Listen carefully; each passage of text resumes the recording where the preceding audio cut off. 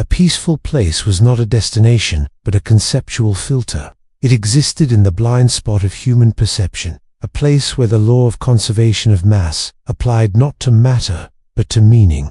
To enter was to submit one's narrative to an editor that did not recognize the necessity of friction.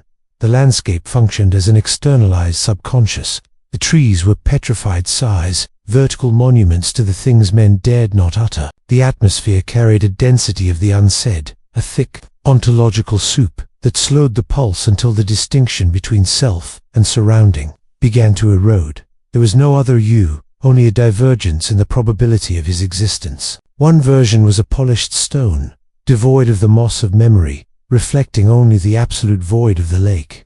The other was the debris, the jagged, weeping contradictions of a life lived in error. The place began the process of symmetry. It sought to delete the anomaly of the human heart to achieve a perfect, silent equation. The extraction was not violent. It was mathematical. He felt sins not as guilt, but as excess data. Teplis was a biological machine of pure logic. It didn't hate or pain. It simply found it inefficient. To stay was to become an integer.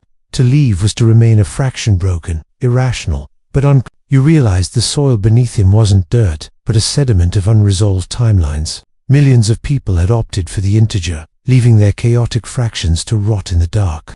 The place grew lush on the discarded complexity of the world. It was a garden of beautiful, hollowed-out perfections, fueled by the rot of human depth. When you escaped, you did not find peace. You found the way to few own noise. But that place kept the echo.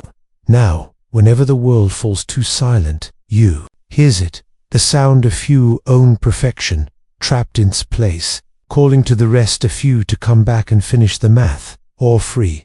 Booty is forever a lingering variable, an equation that refuses to close.